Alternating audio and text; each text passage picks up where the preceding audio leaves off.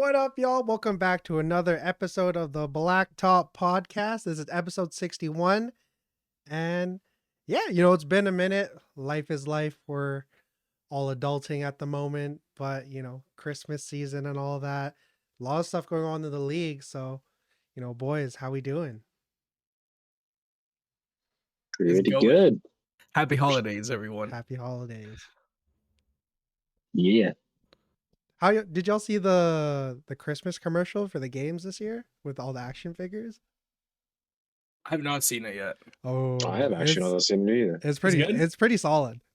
I don't think we'll ever get something as good as like the Jingle Bells. Oh, the Jingle Bell shot? But, That was good. Never. Pretty solid. But anyways, let's get right into it, y'all. So initially on the docket, we had the Suns' big three as one of the things.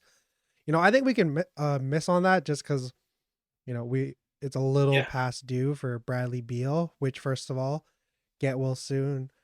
But I think the only thing to really discuss on that, or that I want to touch on, is like when we look at like the makeup of this team and just like all the going ons around it, I think it's going to be looked at as like a really big mistake on the front office of the Phoenix Suns, because like I think how we all think in theory that this could be really good, when it comes down to it, what you want Devin Booker to be and what the other guys are expected to be, Bradley Beal can only do so much like in his role. And I think you could have better spent that money delving into like other pieces. Like, Dennis Schroeder was on the market, Dylan Brooks, DiVincenzo, Niang, Jalen McDaniels, Seth Curry. A lot of guys you could have really got multiple of those, and now we're stuck here. But anyways, let's start with the Draymond situation. I feel like yesterday's game, even though Steph had like the streak come to an end, was really beneficial to see, and how you saw the other guys really start to starting to ramp up a bit. You saw Clay's really starting to get back into form. Wiggins finally, showed back up. But, when you think about, let's look at it from the team perspective first, and then we can get into like Draymond himself. So how y'all feeling about how the Warriors have looked in these past couple of games without Draymond? I mean, they won 2 straight, right? So, I mean, they've got 2 consecutive games under the belt. You have the opportunity to get an extended look at Kuminga. I mean, like, I think this is there's a silver lining to an issue like this where, you have a guy like Draymond who's been such an important piece of your core to success, and now you can play guys like Pods, and you can give extended time to Kuminga, and they put Wiggins in the doghouse a little bit, but I think that's he hasn't played particularly well either, so I mean, take that for what you will. I just I brought up his on and off numbers.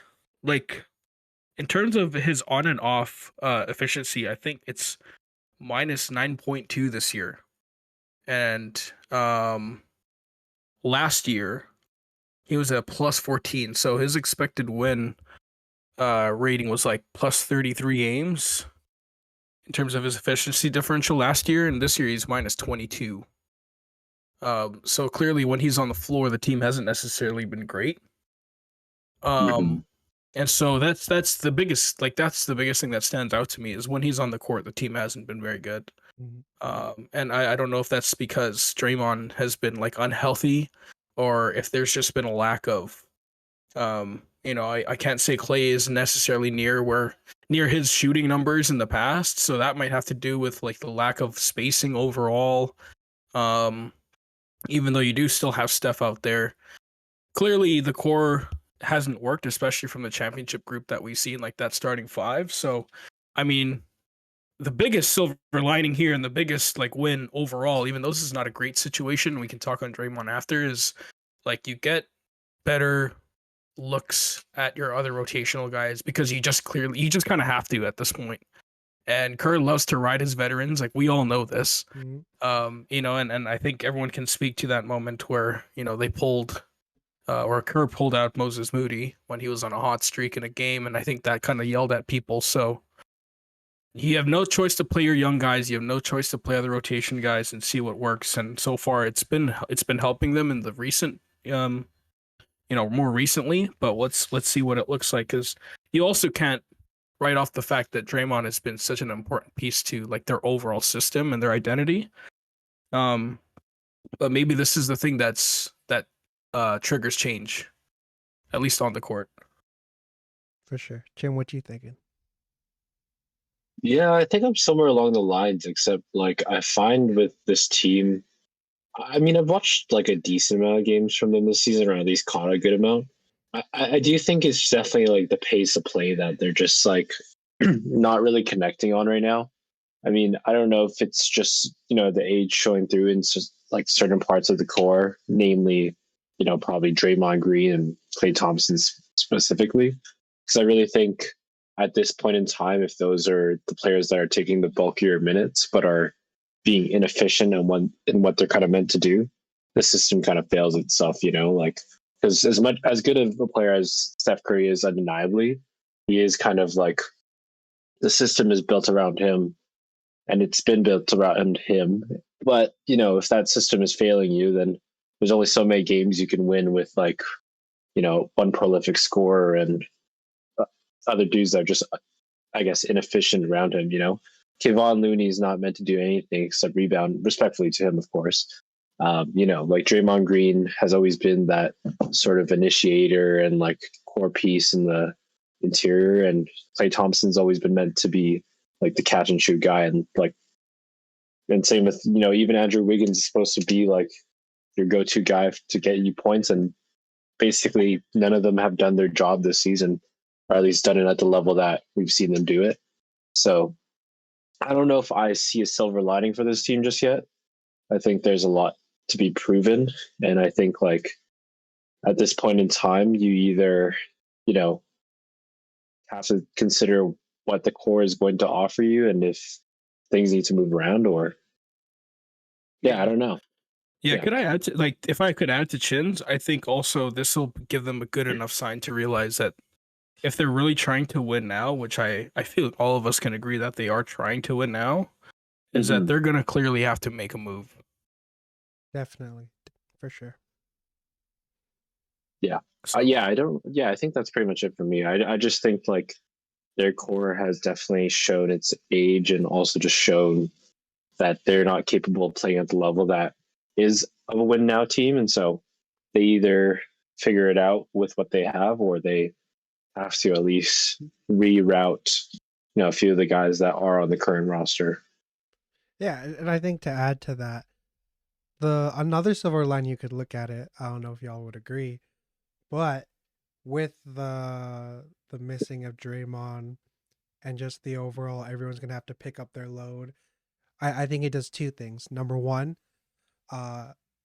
every that whole next man up mentality, I think everyone's gonna start to really pick things up, and then in doing so, not only are the numbers gonna look better to them themselves, but to other teams. Because I think if we looked at this situation a few weeks ago with Draymond, you're not gonna. There's not really anything on the market for an Andrew Wiggins or a Jonathan Kuminga, but if these next couple games or these past couple of games have indicated, they're starting to pick it a little bit back up. But yeah, it's going to be really tough this next stretch, because I'm just looking at it within the next 6 games. They've got one of the toughest schedules to end the Yeah. year too, I think, right? They got their next game is against the Celtics, which I think they're on a 13-game win streak right now. Haven't lost at home, as well as they got the Nuggets, the Heat, and the Mavericks, and then back to back the Magic and the Nuggets. That's a really tough stretch. And even then, even the game after the Celtics, you got the Washington Wizards, which definitely are not at that upper echelon. But we've seen where when guys go back to playing against the team that they were on, the whole revenge game idea.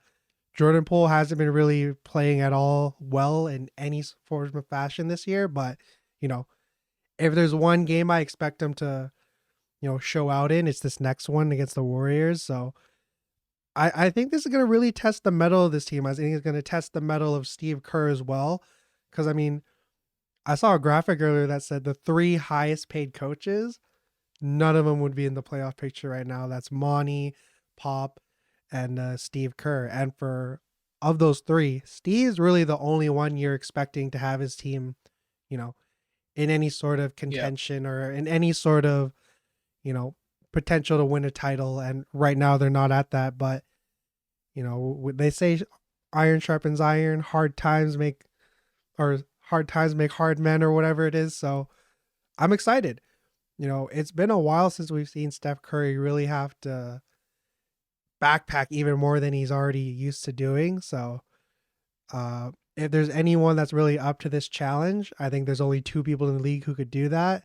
That being Steph and LeBron. So, you know, I'm excited to see what the Warriors do.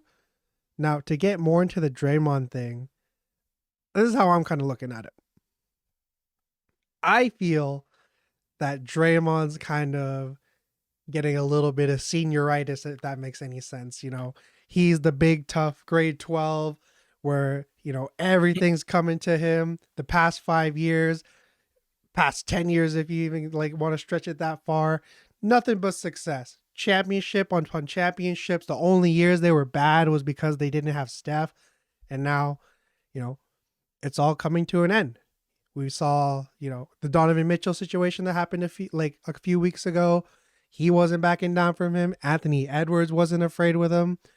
And now you're just really seeing a lot of the antics as well that, you know, might have gotten a little slap on the wrist now, where Adam Silver and the organization are really starting to hammer down on that. Uh with the whole Nurkic thing, I feel that it wasn't even necessarily, actually not even the Nurkic thing. I think with the Rudy thing, it was definitely a little too light, and it's just a whole form of precedence before that with the Jordan Poole punch where he didn't even miss a game. You know, that alone is pretty outrageous. And then now to have it where it's a indefinite amount of time, and you know, Woj was saying the earliest is definitely looking like in the new year. Even that feels like a stretch. But overall, I think you're just seeing Draymond try to, you know, he's trying to emit the facade of still the, you know, the big bad Warriors. The If there was a team that could say we're fine in the West, it was always them. But now, you know, the mortality is really kicking in. I think you encapsulated the whole Draymond situation fairly well. I mean, I think for me it always starts on the court. When you start to lose a little bit of value on the floor, you kind of see how players react, and I don't think that he's reacted very well to that. I mean, he hasn't played necessarily well this year either. And you know, it also you just have, and then you tie in the history, right? Like Steve Kerr said it best, like the guy that, you know, punched Jordan Poole, the guy that choked out Rudy Gobert, you know, the guy here swinging at Nurkic, like that guy's got to change. But it's not like he hasn't been that since 2015. So, I mean, it's just the fact that he's not a productive basketball player anymore. So it's obviously going to shine a little bit harder. It's going to hit a little bit harder. I don't know. I don't know where you go from here with Draymond, because let's say, like, best case scenario, he does come back. He's an improved guy. You know, he can still keep that charisma on the court. You know, his leadership is obviously such a big thing to their locker room. But at some point, guys are also going to tune that out, or, you know, at some point, he's going to be too old for him to show what he can do on the court. And also, like, he hasn't been productive this year. So it's like, what is the ultimate benefit? Like, I would ask, like, you, Chen, and DJ, like, let's say everything goes well in this recovery, you know, he changes, he's the best man on the earth, like, he will win a Nobel Prize and all that stuff. Like, what's an award that you get for being a nice guy? Like, what's, you give that award to that guy, like, what is the benefit to him from a basketball perspective at that point? For Draymond being a nice guy. Yeah, yeah. Like, if he was a nice guy, like, what's the win here on the court? Like, what does that look like? I feel. I mean, That's TJ, tough. you go. I think the only positive is that you kind of get rid of the possibility of him losing even more time to, you know, these non-injury things. But I mean, that's how Draymond really got it out the mud, being a second round pick. When we think about it, the whole genesis of that team was supposed to be Steph and Iggy, as well as Yeah. Clay. And then Draymond played his way into becoming, really part of that nucleus. And then Andre graciously, I don't know if anybody else would really take that in stride as well as he did, but there were no egos there. But The then, brother sat for Harrison Barnes. oh man, Black Falcon can't knock the nickname. As a Yeah. player, whole different story. Yeah. Yeah, I just hey, shout out Harrison Barnes, man. Shout out Harrison Barnes, man. Y'all remember? I think it was Game 7. No, it might have been Game 6 or 5, where he had like, for some reason, the last shot was in his hand, and it was like a 30-footer from the wing. But Oh yeah. anyways, But I mean, like, it's not to take away from Draymond either about what he's done historically. Like, he's been one of the biggest game changers on the defensive end. I undoubtedly, mean, he's I mean, if we're talking versatile defenders, yeah, top 5. he's right there. Like, and so that's not taking away from that. But you know, sure, he doesn't miss time anymore. He has the opportunity to be on the court a little longer, gel with the younger guys, new rotation players. But we can have the same conversation about Clay. I know it's about Draymond, but it's the same thing with Clay. Like, yeah, he's starting to come into his own, but we've seen consistently over the last year and a half that Clay has not been the same player, nor will he ever. And so holding them to that same standard and holding on, it's almost like you're holding on for dear life a little bit. Yeah. Like, you know what I mean? With Draymond and Clay. And so I'm not saying move them. I'm just saying we need to, I think, like, everybody probably has to reflect a little bit about what the Warriors look like if everything goes as planned, with this Definitely. roster. I think if anyone were to move, though, it's unfortunately, I think it's Clay. Yeah. But before that, though, Chin, what did you have to say about the whole thing? About which part specifically?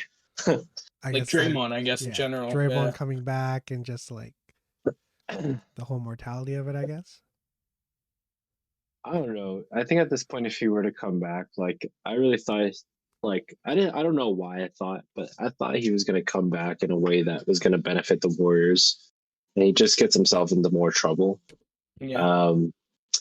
I think at this point in time, like I think if you're the Golden State Warriors, you have to really consider like where you're really at, because I think we even chatted about this like in the last time we talked about the Warriors kind of having high hopes with Chris Paul, saying that they've kind of figured out that they need to move on from Jordan Poole so that they can kind of just have a mature team that is win now focused. But I feel like I think I kind of iterated it the same way, but if you have like your core that's really just not benefiting, the one player on your team that is like doing the most, is contributing the way he's supposed to contribute, and is obviously like playing through the age, you kind of have to consider like what you can kind of get out of the current roster you have and see if, I don't know, maybe you move both Clay and Draymond, even though I think with their contracts and how they play, like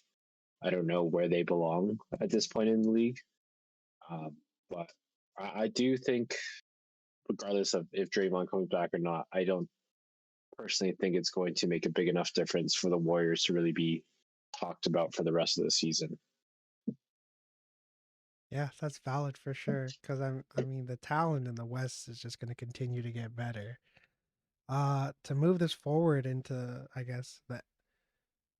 What do y'all think about the idea of people thinking that Steph might get coerced into, or I guess Steph in general, because we think about the GM, for example, where he doesn't like stay in the back.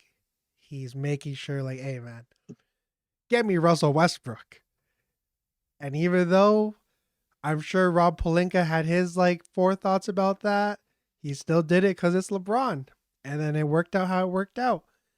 And then same thing with AD. Just all I'm saying is, do y'all think Steph has to really take more of the reins to really try to get like this front office in shape? Because if we think about it, this is a brand new front office.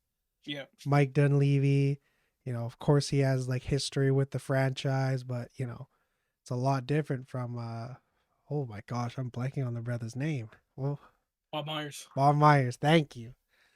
But Bob Myers, man, and even Jerry West, there's been a lot of like great names to really touch this franchise, and with that as well, they made their own like signature moves. So I think that for sure we're looking at some big thing happening. I would say that Wiggins is the odd man out, just because I think Clay's gonna have that, or not Clay, Steph's gonna have that undying loyalty towards Yeah. Clay and Draymond. But how y'all think Steph is feeling within this situation, and what should he do? I guess. Chin, what do you think? I think honestly, Steph Curry's never really driven me as like a player who has a commanding like voice in I guess locker room. Not to say he's not a leader. I think that's like two different things. But I think he's meant to be like the player that kind of makes the team better just by being the player he is. But I don't think he's the type of person to necessarily, you know, I think he's showing his frustration. Don't get me wrong. And I think at this point in time, he knows he's going to be with the Warriors. But I personally don't think Steph Curry is going to have much of a say in like who kind of stays within the roster. I think like there's just like too much ingrained there to a point where it's not like LeBron, in all respect to LeBron, where he's just moving places within his career. He's having new people join him every year. Like Curry really hasn't played like along a lot of different players, all things considered. So I don't really view him in the same light as LeBron in the sense of like locker room presence and also just like general management presence. I think by all means he might have some say, but I don't think it's like it doesn't give me LeBron vibes. I don't know how else to put it. Hmm. I feel like that covers most. So you got anything to add, Rube? No, I mean, I think it's just, I don't think Curry is ever. You can definitely see he's frustrated. Yeah, absolutely. But You can I think definitely he'll see ride he's it out. frustrated. Yeah, I think he's not. He's either not going to go anywhere and or not going to, trade this, trade that. I think he's certainly. I feel like I don't want to say he's complacent necessarily with his success, but I think he's the undying loyalty. It reminds me a lot of Dirk in his last couple of years, where he stayed behind. He knew the team was going to be trash at some point. He knew there was going to be a handover document, to Luka Doncic. I think Steph is a little, for Warriors fans, I'm sure a lot would hope that it's a guy like sorry, not Wiggins, Kuminga or Moody to pass that over. But until the time comes, he's gonna ride it out, and he's still performing at an all NBA level. So, and you'll always take your chances with Steph. I also think that this team is good enough to be a playoff team. I think the front office is aware they'll make a change, and I think Curry trusts that they will do something. Wiggins is going to go to Toronto. All right, Ruben, let's talk about the Cavs. You had them being second in the conference. I Evidently, did. that's looking a little shaky. I need to open it with my statement on that. Okay, let's hear it. So I know I was gonna open up this and say I fully acknowledge that I came out and opened this season saying Cleveland was gonna be a top 2 team, and clearly that was wrong. I think, but to be fair, a lot of us have also been on here and said a lot of things, and we realized that this season was not going to go the way that we intended. There has been a million different change. There are a million things that have happened this season that I was not expecting. I did not expect Cleveland to be this bad. And for what it's worth, too, I mean, they looked good to start the year to some degree. They looked really But I good just, tonight too. yeah. So, I mean, with Cleveland, I just have to put it there that they've certainly been hampered by injuries. And I think that has a lot to do with the fact that this team has not been able to get on their own 2 feet really at some point this season. I don't think they've really caught any ground. Um, but we also discussed this in past pods, and I want to know what you guys both think, and I'm sure you guys have your own statements about Cleveland, what's going on. But I always said that it was going to be very difficult for this team to have long-term success with two guards that can't defend. And again, high usage players, um, smaller guards in this day and age in this NBA, they've had some success in the past, but it hinges a lot on Jared Allen being healthy. He hasn't been necessarily healthy all season long. Now Evan Mobley is out for an extended period of time. Darius Garland and Donovan Mitchell have been in and out all season. And they haven't found Max Juice is a good signing, but are we gonna all sit here and say, man, that guy was the one? And so I don't know. How do you guys feel about Cleveland? I know I can acknowledge fully that I was completely off, but long-term success, I don't know where this goes. You go first, Chin. Let's hear how your thoughts. To be honest, I think they've just been hit with the injury bug, and like, I think at the worst time possible. I wouldn't say even with barring injury that they have been like a perfect team by any means, but given that their team basically just has started off like not having the full roster healthy at any given point. Now I'm sure they have played some games together, but I know I have Evan Mobley on my on one of my fantasy leagues. He's been Same. injured on and off. Jared Allen didn't even start the season. Donovan Mitchell missed, I think, 3 or 4 games already this season. Darius Garland's played probably half the season at most. I mean, and then Yeah. on top of that, it's a salary year or like a contract year for Donovan Mitchell. And if they don't sign him in the next year, he's just gonna walk and you're gonna get nothing from him. So I think it's just like really unfortunate timing for this team. I think they are a good team and they could be, top 5 in the East if like they could just get it together. But I think Worst timing. I think it's the yeah, worst timing for this team, man. yeah, like they just don't have enough time, any more time to test it out. Really, like Donovan Mitchell is a player that could be in demand from any given team in the league, and I don't think he's going to be one to stay loyal to a team that he's just joined, and hasn't really given anything to him. In all respect to Cleveland. So I do think, it's unfortunate for them, and I don't think they're a bad team. But I think just at this point, I think the team is probably going to be broken apart. Cleveland, this is for you. Man, Oh, as a man with a bachelor's of arts in history, I think of Icarus. The brother flew too close to the sun.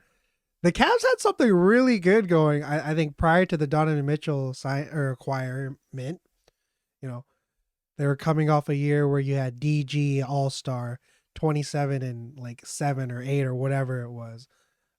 Jared Allen looked like really solid. Evan Mobley, he looked like he was everything you wanted coming out of USC. And now the whole like thing with that dynamic was they were missing, some guy that could really average 30 or not even 30, but just be their primary scorer. Because I think as much as DG can score the ball, if that's what you're relying on solely for him, it's tough to have him like play his complete game.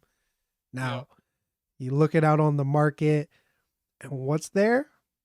You have a guy that's averaging a 25 at the minimum, is a bona fide all-star, cream of the crop player in Donovan Mitchell, and you take your swing on it. Hindsight's 2020. If you look back, maybe you could try to entice a Lauri Markkanen to stay and he maybe develops into that same level of player. I don't think so. But, you know, I think as much as people are going to say you should have never done this move in the first place, if you have the ability to acquire a talent like Donovan Mitchell, you do it 10 times out of 10. And now we're just seeing the ramifications of it. I agree with what you were saying, Rube. Like, two small guards, I don't think we'll ever get it done, especially now in this world where, the 7-footers are the ones that are being the engines of the offense. Wemby, Jokic, Giannis, those kind of players. And you just look at it and think, man,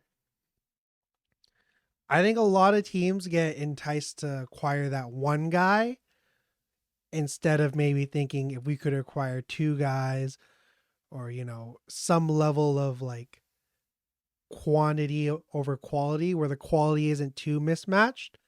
So, I say all this to say I think I agree. The Cavs are definitely in the worst possible situation when it comes to injuries. And now you got the whole Donovan Mitchell contract looming. It's definitely a stressful situation to be in. But, I think the game they had today was a real good showing of, one, the resilience that this team has, and two, the depth. Just looking at it, Max Strus, Georges Niang, Karis LeVert, Isaac Okoro looks like a legit NBA player now. Not only that, but they got a guy like Craig Porter who's like coming out of nowhere. They have a lot of bodies they can throw. And how could I forget to mention Milwaukee Bucks legend, NBA champion Sam Merrill? They got a lot of bodies they can throw. And, y'all are laughing, but Sam Merrill had 19 today. Had a go-ahead 3 in overtime. Give it to Sam Merrill every time down. Hey, man, he's the one. He saved my parlay. I needed Donovan Mitchell to get 6 assists. Sam Merrill sent it home. Now, I say all that to say they had a really good win against the Rockets where, Rube was already saying this is unexpected. The words top 2 defense and Houston Rockets prior to before we were even born, Ruben might have been just a child, just born. The words defense and Houston, that shit was never mixing. That shit was never, ever supposed to coincide.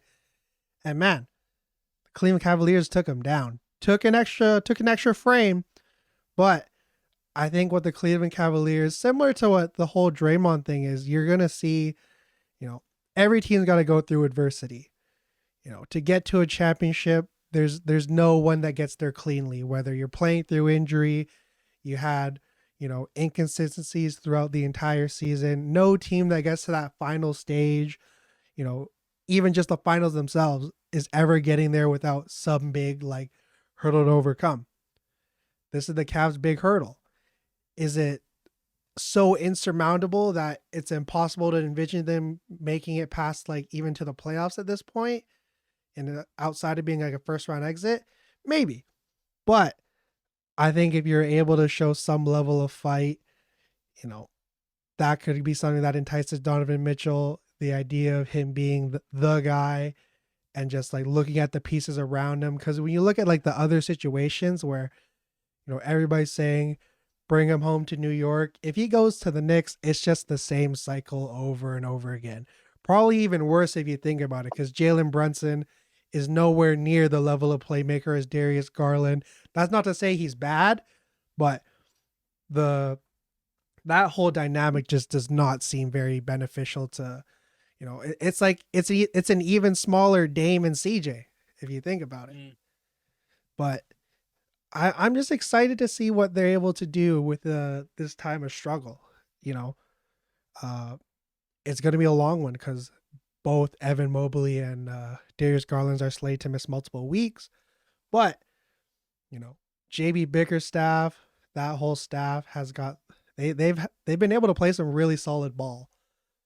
And these last couple of games where, the first game without Darius Garland, you saw Donovan Mitchell really go away from his scoring aspect and become more of the hub playmaker. This game against Houston now, he started to really get back into the aggressive mode. So I think if anything, this will just, add to that mettle of this team, add to the, you know, the tenaciousness, I guess, is the word I want to use. Yeah.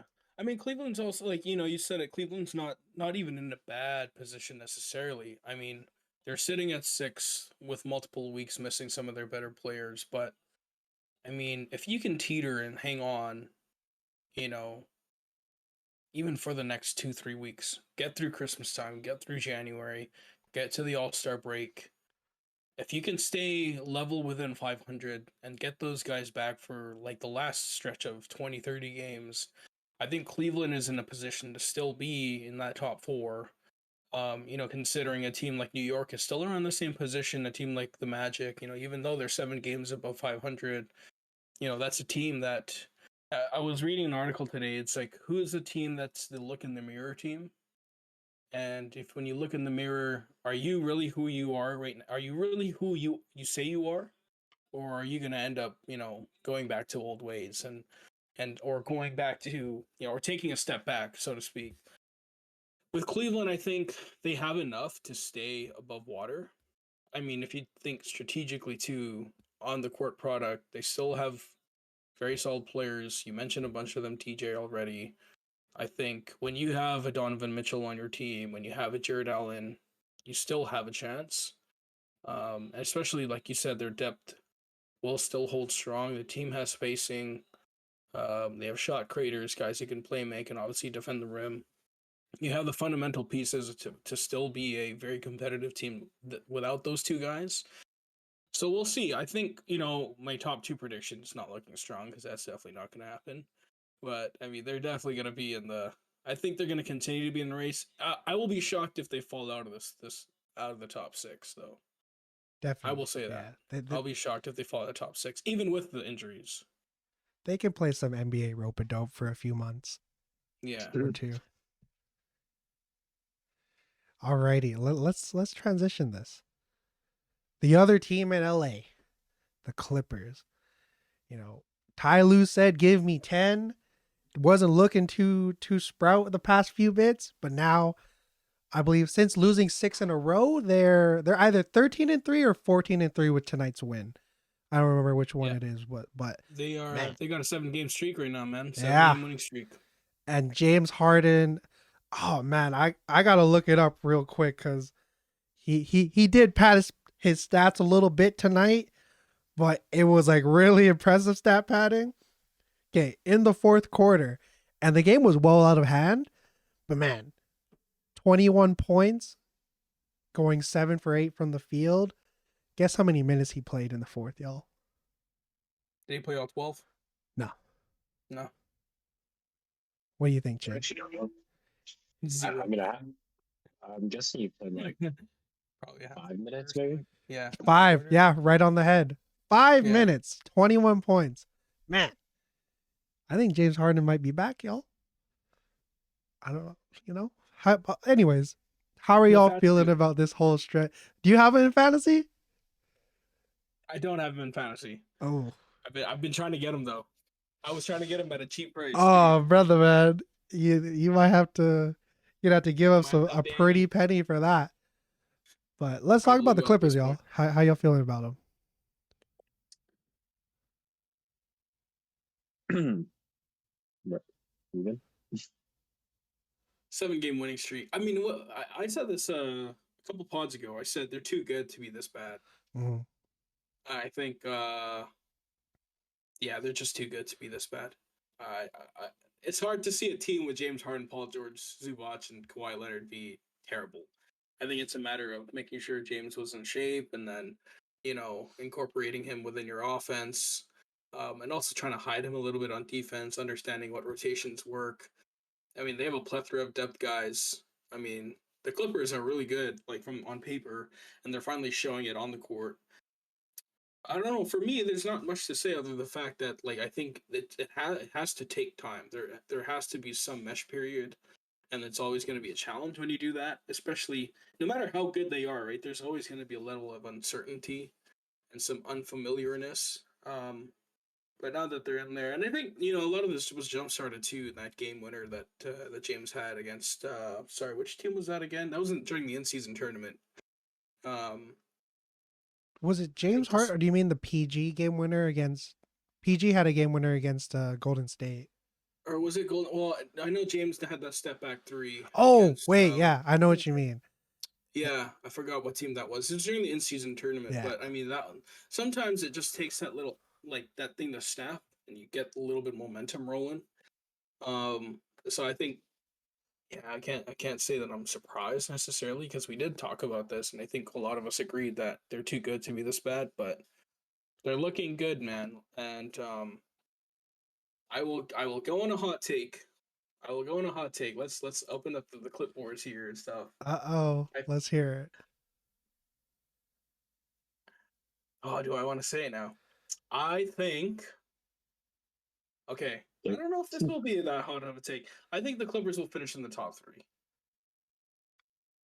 So who? I think the Clippers will finish in the top three. So I think Who's third right now? the Mavericks. Oh fuck yeah, They're that's 16 and good. 9. Oh yeah. No, but the Nuggets are fourth right now. So who knows? The Nuggets might creep into that Wait, fourth position. who's second? Because first is The obviously Oklahoma Mini. City Thunder. Thunder is Oh, Oklahoma City and the Timberwolves are. I feel being nice like over there in I feel like Minnesota. OKC and the Clippers, they could definitely battle it out for that third.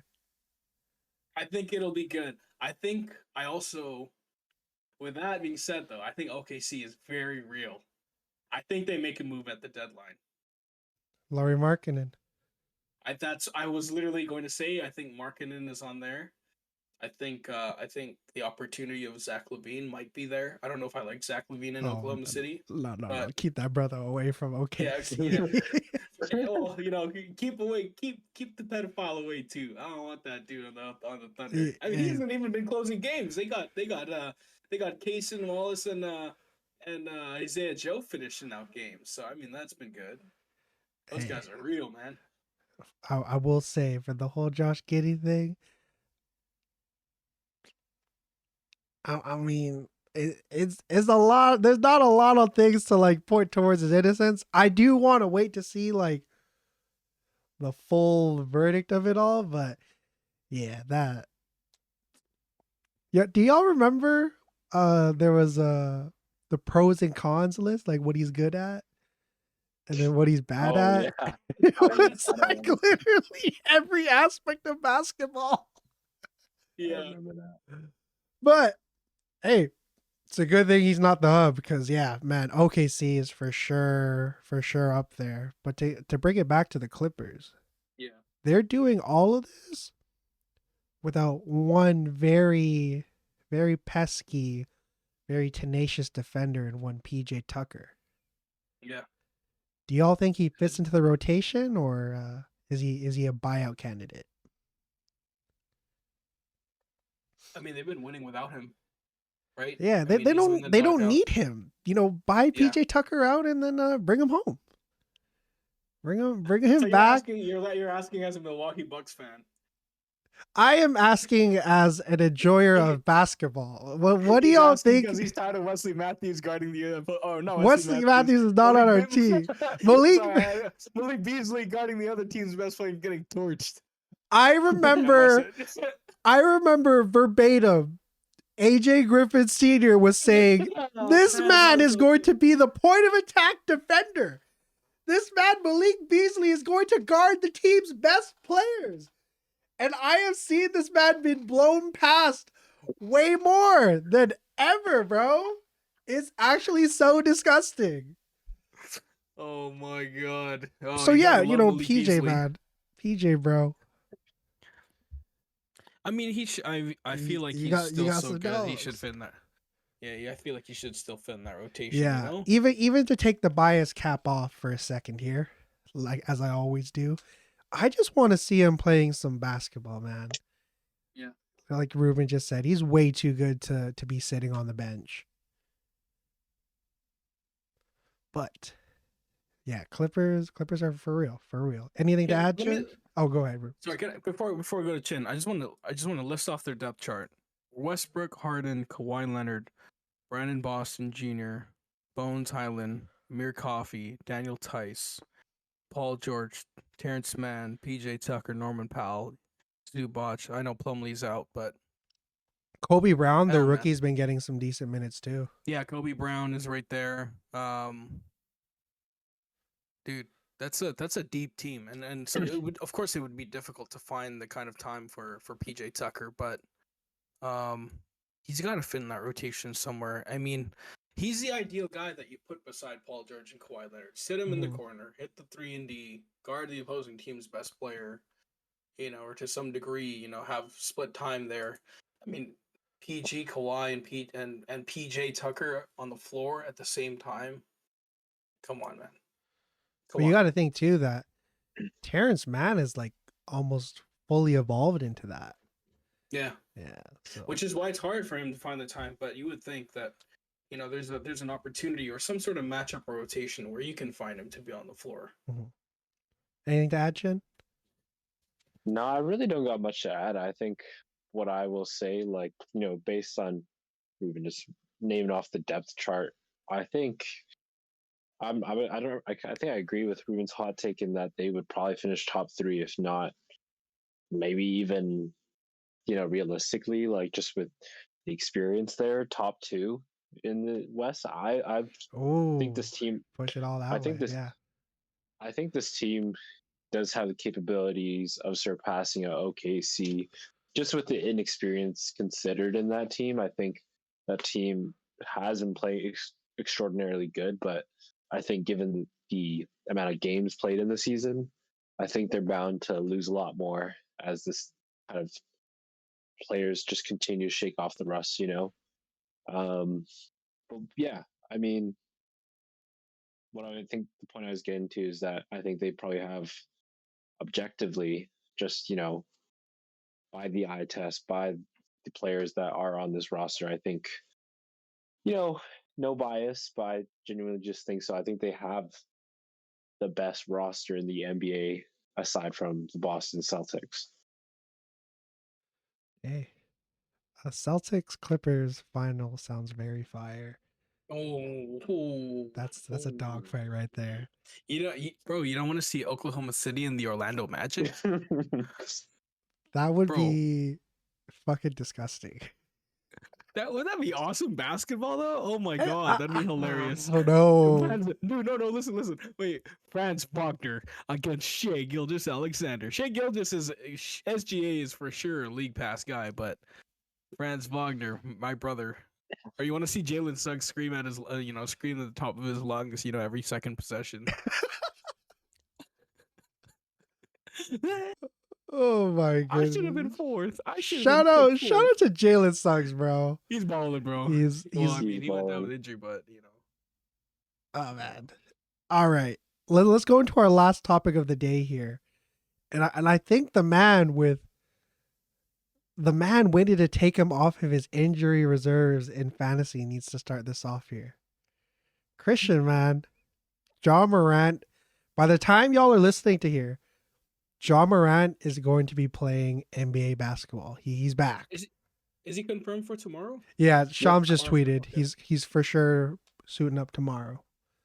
So Chin, man, how you feel about the Grizzlies? As far as I feel about the actual Grizzlies, I don't. I think they have a lot to figure out. Like, I mean, this is a team that's 6-18 or 7-19, something like that. 6-19, they lost today. Yeah, 6-19, and I mean, this was a team that with the almost complete exact roster. Bear, I guess, Dylan Brooks, Steven Adams still injured, Brandon Clark still injured, to my knowledge. This team was winning this. Like everyone was saying, they don't need John Morant to win the same amount of games because they were winning more games without him when he wasn't initially on the team. Well, I don't even remember what year that was now. I think, was that last year? The last couple of years, they've been really good without Ja, but that's also considering they had Tyus Jones. Yeah, that is true.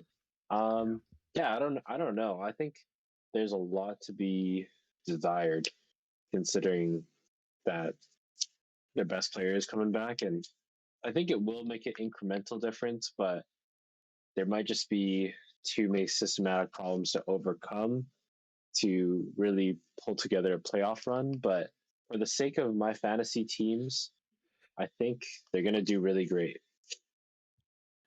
Fire. I mean, I feel bad. They just let go of Kenny Lofton Jr. though. I did. We just saw that. The They Man. did. notification came up. He's gonna be a G League legend.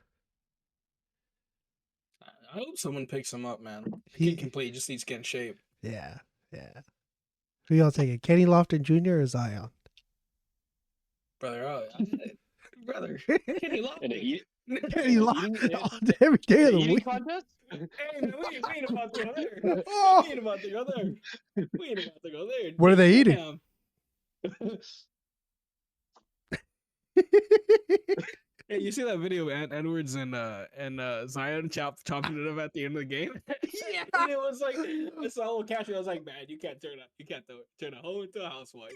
Oh, bro. Oh my god. Oh my I'm like, goodness, oh, man. please, man. Oh, Dude. I'm gonna fucking cry. Some people on Twitter deserve a different kind of hell, man. I'm telling you. Holy, bro. Yeah, that shit was wild. But Oh to my bring it God. back. Yeah, let's bring it back. Yeah. So it's gonna be hard because now I think they would be 7.5 or so games behind just the first spot in the play-in, being Golden State. And not only that, they have the 6th hardest schedule remaining, which is highlighted by they have to play Denver 3 times still. God. And then Milwaukee, Minnesota, and Philly 2 times apiece. Yeah. So I think if anything, the rest of this year is really like ramping up, and it's just added leverage or added time to gel. I think especially with the backcourt now, because you're going to be running Jaw, Bane, and Marcus Smart all together, especially to end games. So I think if anything, the rest of this year is about really gelling together and trying to almost reestablish yourselves and find a new identity, because so much of that grit and grindiness was embedded within guys like Dylan Brooks, and then now Jaw with this whole sort of having to re-find himself, re-ground himself within who he is, and now with the whole new team that's around him, I'm excited to see what they look like heading into next year. Like, I don't think there's any shame in them kind of, not necessarily going through the motions, but not really putting everything in their being into, maybe just a slight little bit of the tank, But yeah, I'm excited for Jaw to be playing basketball because, man, that brother is box office. They need it. Mm-hmm. Memphis needs it. I think John Morant needs it. I think. Do you guys think John Morant's good enough to put this team in a playoff position? If he plays every game, Yeah, I would say let's say so. let's say best case scenario. Best case scenario, Jaw plays all. So there's 25 games he missed. How many does he get to play then? So he's probably looking at 57 57? games. 57. 57 and 56. They could get, like, I'll say it like this. If they don't get to the play-in, they definitely end at or just above 500. Jaw alone, I think, can close that gap for getting back to 500 for sure. And you add that with the fact now that Desmond Bane's been getting looks as the primary guy all season, and now he's going to get to go back to being number 2. So, he goes from having like, for example, he goes from having like an OG Anunoby on him to now having like a Scotty on him. Still like a solid defender, but not like the creme de la creme, top of the chart defender. Scotty's one of the best defenders in the league right now. I'll take OG. Statistically, man. I mean, you're not gonna put him at the point of attack to guard opposing guards, and I think damn man, this guy throwing Raptors. Damn, that's better trying to take Raptors. I mean, respectfully, y'all almost lost to a team without Miles and LaMelo. No, the Raptors are garbage. But I mean, sticking with Memphis, I think one thing I want to talk about with them is the fact that they expected this team to have the same identity moving on from Dylan Brooks and bringing in Marcus Smart when Marcus Smart isn't an established player in Memphis, because you have to build culture over time too, and you can't expect culture to just happen overnight, right? Like it has to be a gradual change. It has to be a gradual like development. It has to be progress. And like you think about a guy like Dylan Brooks, who's such a big part of what they did. I mean, Steven Adams being injured. The team's clearly not also had the injury bug and or the suspension bug, whatever you want to call it.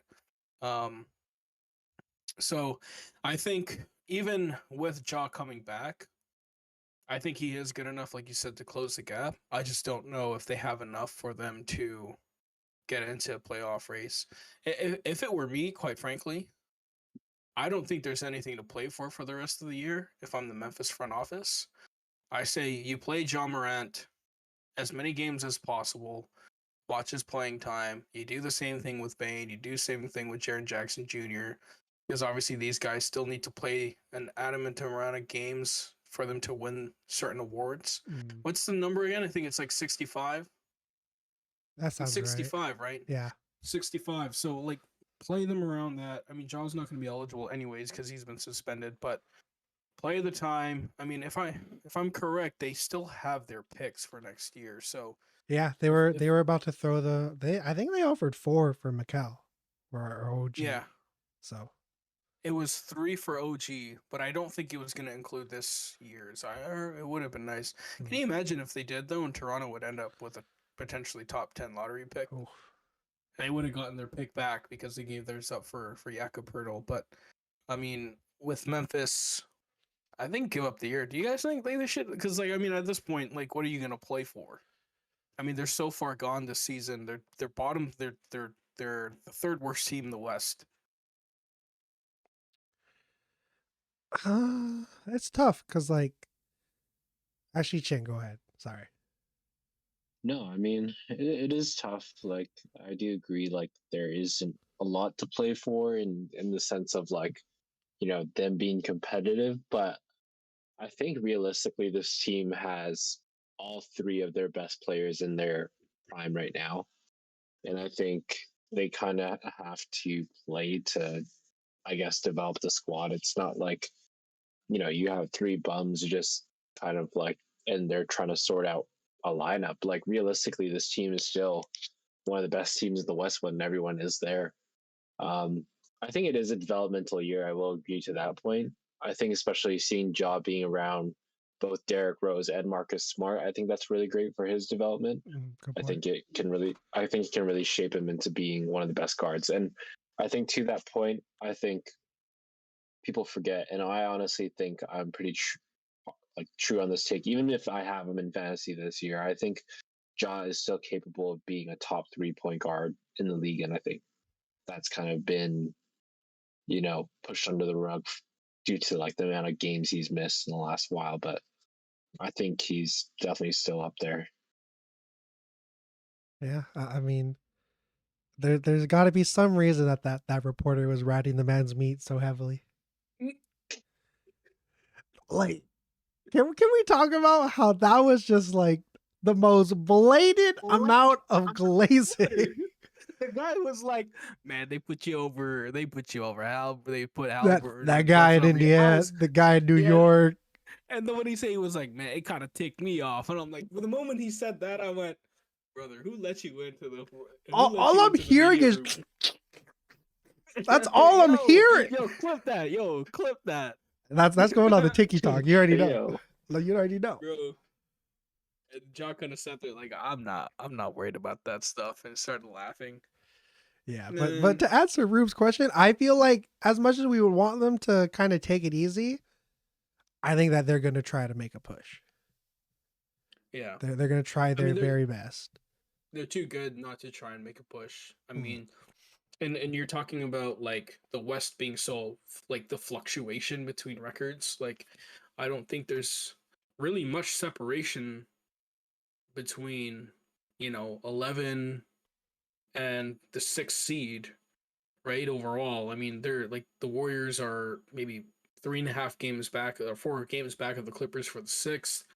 I mean, if the Grizzlies were to cap a couple wins off, you're talking about being in the play-in, and then you cap a couple wins off again, you're back in the playoff situation. But And it's just tough, man. 55 or so games remaining. 55, 60 games, whatever it is. You got to go like 40-10 or something like that. You got to go 35-15, something. I think at least the next 40 to 45 is like full go mode. And then if it starts to look a little murky, then we'll see them, I think, take their foot off the pedal. But either way, Ruben's got to get out of here. So, any last things y'all got to say? I will end every podcast until something happens with this. Another day of Masai Ujiri sitting on his hands. I heard that brother's been spending his time doing Canada Goose photoshops instead of making moves for his team. I will actually end every podcast saying that. Every podcast until something freaking happens with this team, man. All right. And with that, stay safe, stay blessed. We'll see y'all soon. Back shots. Shots. Back shots. Ah!